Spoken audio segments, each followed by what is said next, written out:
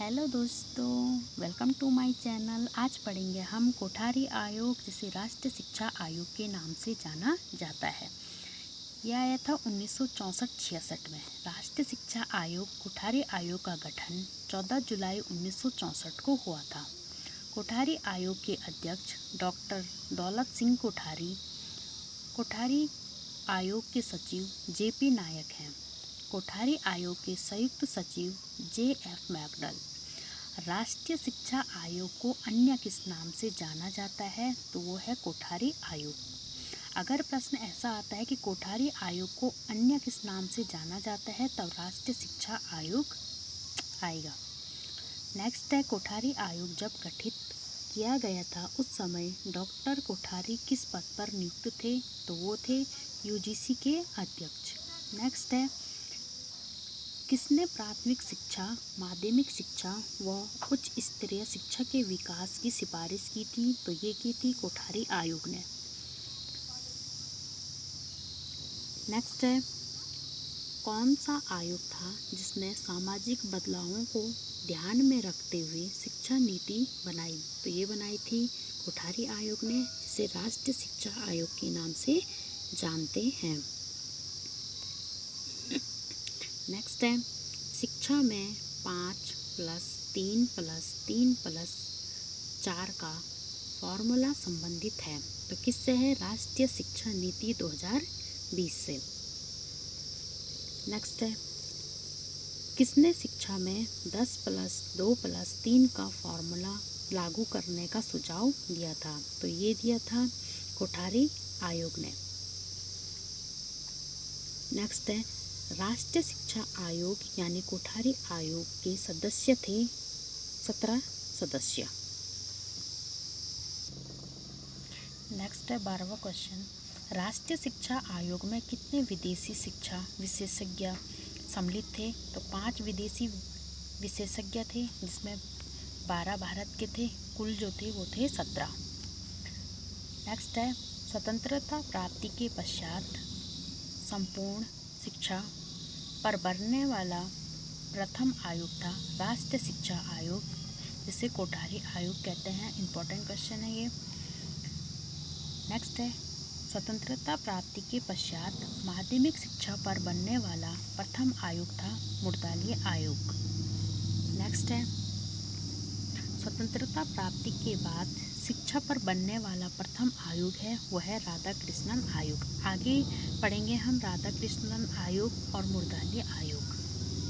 Next है, किसने शिक्षा में कॉमन स्कूल सिस्टम लागू करने की सिफारिश की थी, तो ये की थी हमारी कोठारी आयोग ने। नेक्स्ट है, राष्ट्रीय शिक्षा आयोग को सरकार को अपना प्रतिवेदन रिपोर्ट कब प्रस्तुत की थी, तो ये की थी 29 जून 1966 को। नेक्स्ट है, कोठारी आयोग की रिपोर्ट प्रतिवेदन में कितने भाग व कितने अध्याय थे, तो 3 भाग और 19 अध्याय थे। नेक्स्ट है, कोठारी आयोग के प्रतिवेदन रिपोर्ट का शीर्षक क्या था, तो उसका शीर्षक था शिक्षा एवं राष्ट्रीय प्रकृति। इम्पोर्टेंट है, देश का भविष्य उसकी कक्षा कक्ष में निर्मित हो रहा है, यह कथन किसने कहा था, तो ये कहा था कोठारी आयोग ने। नेक्स्ट है, किस आयोग ने शिक्षा के प्रति राष्ट्रीय नीति घोषित करने का सुझाव दिया था, तो ये दिया था कोठारी आयोग। 22वां क्वेश्चन देखेंगे, यह है कोठारी आयोग ने भारत में शैक्षिक मॉडल बनाने पर जोर दिया, वो था आंतरिक परिवर्तन पर, गुणात्मक परिवर्तन पर, शैक्षिक सुविधाओं के विस्तार पर। मोस्ट इम्पॉर्टेंट क्वेश्चन है। नेक्स्ट है, कोठारी आयोग ने अपनी रिपोर्ट प्रतिवेदन सौंपा था, तो किसको सौंपा था? MC छगला को, जो शिक्षा मंत्री देश के थे। इम्पॉर्टेंट है, कोठारी आयोग जब रिपोर्ट सौंपी तब भारत की प्रधानमंत्री कौन थी, तो श्रीमती इंदिरा गांधी थी।